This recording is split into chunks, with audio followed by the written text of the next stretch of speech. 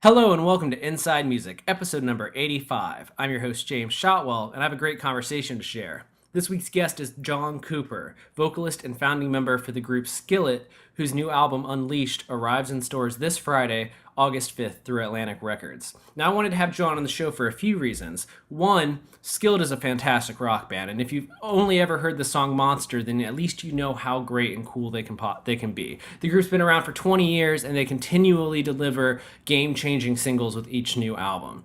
Secondly, I've been a fan of Skillet for the better part of my life. The group's been together for 2 decades at this point. I'm about to turn 29 years old, which means I was about 8 or 9 the very first time I heard one of their songs. As many of you know, I grew up in a conservative Christian household, and Skillet were one of the few quote-unquote rock bands I was able to cling to in my youth, and then as the group started to make their way into mainstream America, it just happened to coincide with my own exposure to the world of mainstream rock and roll. And with every step of their career, I have had something similar happen in my own life where I feel like I've gotten a little bit more out there, a little bit more known in the music industry at large, and a little bit more accepted by my peers.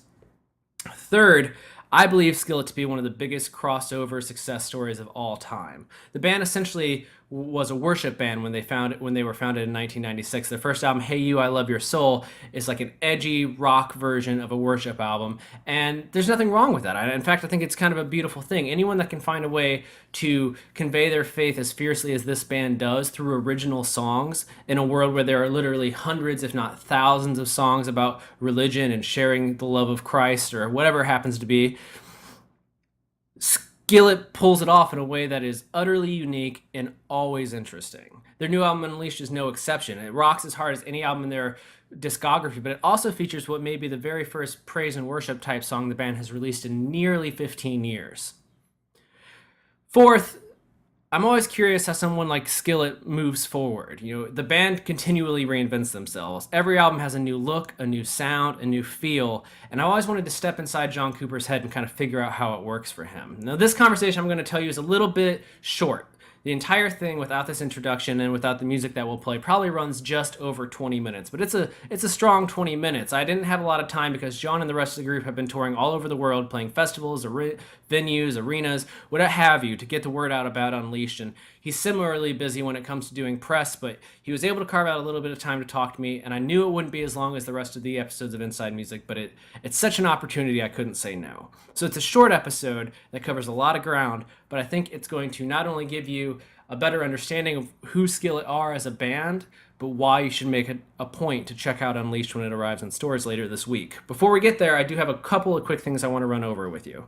First and foremost, this episode of Inside Music, like all episodes of Inside Music, is brought to you by Holix, the music industry's leading digital promotional distribution company. And what that means is that Holix works with record labels, publicists, managers, and independent artists from all over the world to share new and unreleased music without fear of piracy. To make things even better, this weekend, August 5th through the 7th, Holix is updating the entire platform to offer a new experience for clients and journalists alike. For more information on Holix and access to a free 30-day trial, visit Holix.com. That's HAULIX.com. You should also be following this show on Twitter. Yes, a podcast with a Twitter account is certainly no new idea, but we have an account and we'd love for you to join the conversation. We're at Inside Music Pod. That's at Inside Music POD. And that's not a reference to the band. I'm just helping you spell. Third, I need you to go out this Friday and buy the new Skillet album. I know I talk a lot about the musical guests on the show and how much I love their records, but Skillet is in a league all their own. There are very few rock bands today who can say they've been together for 20 years, and even less that can say they've been together for all that time, and the music that they are creating today is perhaps as relevant as anything they have ever laid to tape. Skillet is a band that is constantly working to not only push themselves forward, but rock as a whole, and Unleashed is a bold statement about where rock could be going in the future. I think you're going to love it. I know I do. I'm going to play a little bit of it for you right now, and then I'm going to get to my conversation with John. Thank you so much for listening. Enjoy the show. Target on my back, lone survivor last. They got me in the sights. No surrender, no trigger, fingers go. Living the dangerous life. Hey, hey, hey, every day when I wake, I'm trying to get up, they're knocking me down. Chewing me up, spitting me out. Hey, hey, hey, when I need to be saved, you're making me strong, you're making me to stand. Never will fall, never will hurt. Shot like a rocket up into the sky. Nothing can stop me tonight. You make me feel invincible, earthquake powerful, just like a tidal wave. You make me brave. You're my titanium fight song, raising up like the roar of victory in a stadium. Thanks for finding a few minutes to talk to me. Oh, of course, absolutely. How are you? How are you feeling? We're in the final days leading up to the album right now. Ooh, it's always busy, but I'm feeling great. It's exciting to be promoting a record that I'm excited about, and I am very, very excited about the record. So that part of it feels great. I love talking about the album, so I don't mind doing it, but I am a little sleepy. Yeah, you guys have been touring pretty heavily this summer, haven't you? Yeah, I think what really did it in for us was we've been going to Europe and Russia and just overseas in general a lot in the last few years. And we basically finished the record. We started doing the assets, like we did the photo shoot and video and then a whole bunch of other stuff. And then straight away we went to Europe and Russia for about 6 weeks. And we came back, and 3 days later we started touring America, and we had to do more videos. And I think that's what really did it. But like I say, hey, we're playing new songs. People are loving the new music, which is just a big relief. A rock star's not supposed to say it's relief. It's not a relief. I knew they'd like it. Yeah, I watched your Pink Pop performance. I know that was a little bit ago now, but I saw that because it was online. Oh, yeah. Cool. That was a fun one. I was actually going to ask you, I know you just played this festival, but it's been a long time. I've been a fan of the band for a long time, and the first big show I remember seeing you at was the Alive Festival, and you guys were just there like the last week, right? Yeah, yeah, absolutely. Do you like that festival? It seems like you've at least done it a few times that I know of. Oh, yeah, gosh, 8, 9, 10 times. Yeah, absolutely. We've always had a great show there, and Ohio in general. Mid-America is great for rock music, so yeah, good feeling. Yeah, I don't remember. My family used to take me when I was younger. I definitely went maybe right before Alien Youth came out, because I remember all the Alien Youth CDs, like the CD singles that you would give away that had the song and like a little album sampler. I had like a dozen of those after my trip to a live festival. Wow. No, longtime fan. This is our first time ever doing an interview, but I grew up in a household where "Hey You, I Love Your Soul" was like on repeat all the time. Oh, that's really cool. Yeah, so now as I write about music and I get to call home and tell my dad what I'm working on and stuff, he'll always, like, when you guys announce a new album, he'll be like, "Have you heard that Skillet record yet? Like, how's that album sound?" That's what he wants to know about what I do. That's awesome. I love it. Yeah. Good. Yeah, no, and I think he's going to be happy with the new record. I'm definitely happy with the new record. I am curious, coming off Rise, which felt very weighted with emotion. It was very emotionally driven, I felt. Like, what was your mindset going into Unleashed? Like, what was your approach to this record that was maybe different than the last album? Sure. Yeah, I think that's exactly what you said. What I felt was best about Rise was that emotion, and it felt very I don't want to say important. I don't know if it's the right word. Poignant, maybe. Big issues, talking about things that mattered, kind of like a little bit of a, hey, we can't ignore this. There's a lot going on.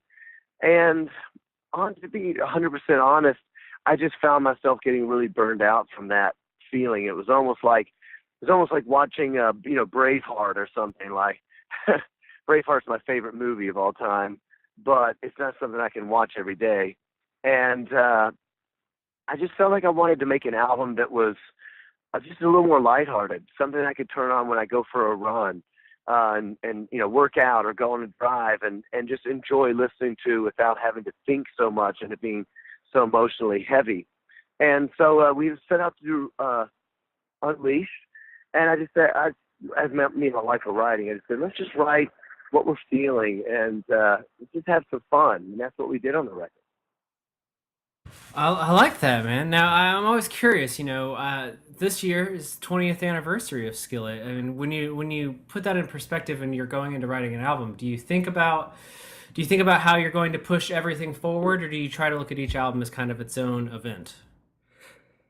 Well, certainly you want to try new things, and it has been a long time, and I think there have been some people that have kind of wondered, hey, maybe am I going to really miss the fact that this record is different or whatever? And I think it's good to just switch it up. So certainly it does, cross your mind to try some new things and go, hey, what's our way forward? If we just keep making the same record over and over, it's going to get old. And that's why we've always tried to kind of keep it fresh. But the thing is, honestly, I really love writing music, and I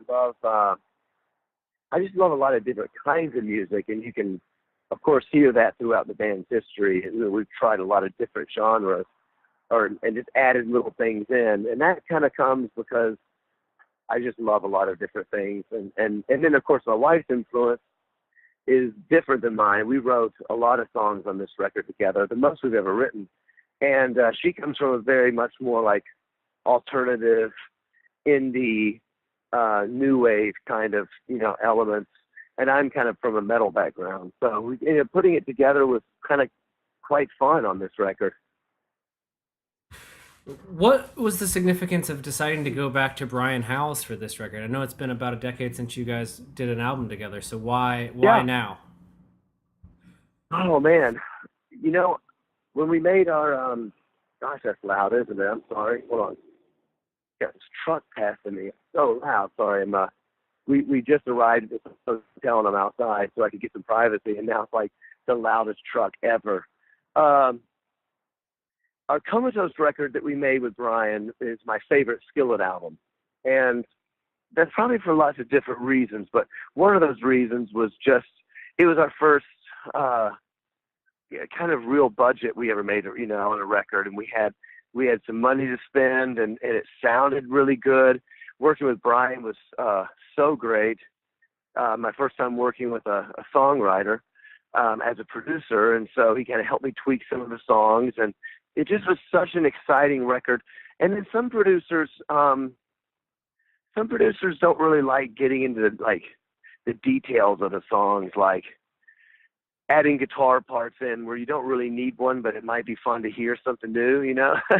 Some Yeah. producers are always like, oh, you don't need all that. They keep, rushing you out of the studio. And Brian he loved all that stuff as much as I did. So it just ended up being for Skillet, I think our most artistic record, and I really enjoyed it. So we really wanted to work with Brian again after Comatose, but he ended up getting signed to some sort of label deal, and he could only do a very limited number of outside label tracks, so we couldn't work with him. So we wrote together, but he didn't produce anything. And so he kind of came available. We came available, and I was just really, really excited. So anyway, that's how we kind of got that back on track because which schedules worked out. I feel like you do. I feel like Comatose was kind of a special record because I feel like Collide was really this album that put you on, kind of the national stage in a way that the previous albums hadn't really made possible. That you'd kind of been building up to for a while, and then Comatose hit, and it was like, okay, now you're officially in a different league of rock, if that makes sense. Yeah, I think that there was something about Comatose that just felt like it was a really it was a new season. And some of that also, everybody has different. I mean, like talk to some fans right now, they'd be really mad. They say, no, Comatose is when it all got ruined. Of Because course. some people really, really loved Collide, because Collide was more of a metal record. That was a heavier record. Yeah, very And heavy. so, yeah, Comatose was very slick and a little more pop. But we, at the same time, it had a little bit of a goth thing to it, and a lot of theatrics and all the strings. And we started the strings on Collide, but I think we really honed into that Skillet sound on Comatose. So that was part of why I wanted to work with Brian too, is all those things. Well, one thing I've always found so fascinating about your music is that anytime a new album cycle starts, like, you can anticipate that you're gonna catch me off guard in some way. There's something every time Skillet comes around. There's a little bit of a reinvention to what's going on, and that keeps things very exciting. Right. But at this point, when you're going into an album like Unleash, and you're coming up on that 2 decade mark, is do you catch yourself being like, "Have we done this before?" Is there ever a time where you're like, "Wait, have I gone this way yet?" Sure, sure. Yeah, I mean, I try to not so overthink it that it's like mental, But yeah, certainly there are things that even that we would try and people go, oh, are they going to do this or this? And I go, hey, it's not like it's really that far off from what we've done in the past. It's, um, you just have little twists. Sometimes a very little twist can go a long way. I think that's what I'm trying to say. Um, so yeah, I mean, I think for me, the goal isn't necessarily doing something brand new. The goal is that it just feels fresh in some kind of a way. And sometimes that might mean that something comes back around. For instance, when we did our Collide record, if you go all the way back to our history, Collide was a little bit of returning to how we started, because our first record was a grunge, kind of late post grunge rock, as what I call it, kind of like mid '90s, like Bush and Stone Temple Pilots and that kind of music.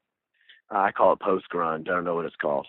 And then we kind of started dabbing into electronica and industrial. And then when Collide came out, it was almost a return to the beginning, guitar rock, metal, which I love. And so I just think it's just got to keep it fresh in some kind of a way.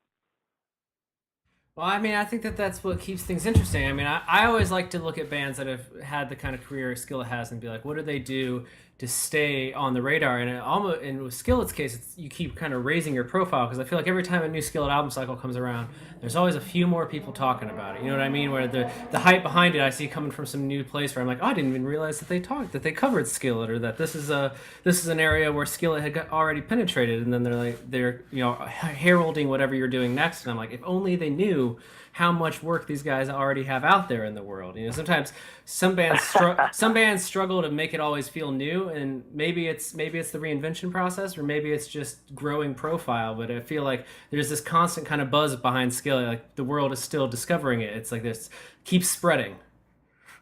Well, you know what I think the part is partially responsible for that, and is the fact that I think it's because Skillet happens to be, we've been around for a really long time, but we're every record we gain new fans. And I think I mean, in the end, it's going to be songs that people either like or they don't like. And it doesn't really matter if it sounds like Collide or if it sounds like Alien Youth, or if it's, in the end, they're going to respond if they like a song or not. And so Skillet keeps getting new young fans, and a lot of those young fans, maybe they weren't even alive when the first record came out, and so the more we keep getting new listeners, it kind of will reignite some of the people that used to like the band. They're like, oh, they're still around. Maybe I'll check this out, and that kind of thing. So I think that's the reason that Skillet kind of keeps refreshing.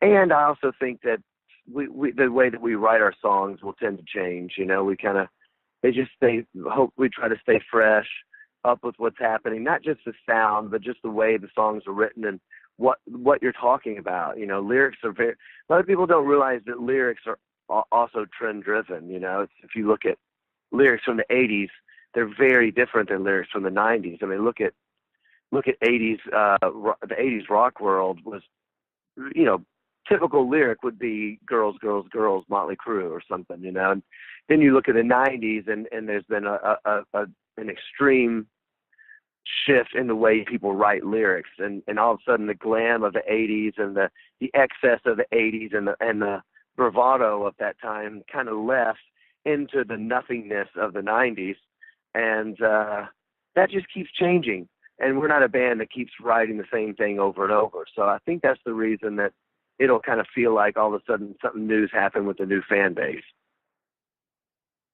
What kind of advice do you give when you play like a festival or something, and there are these younger bands that are trying to figure out? Especially, I'm always I come from the contemporary Christian world of the '90s and the early 2000s, where like that was a scene or a market unto itself, and nowadays everything's a little bit more jumbled together. So I'm always curious, like, what advice do you give to young artists who are coming up to you, and like, how did you do it? How did you become someone that everyone cares about, and not just this market?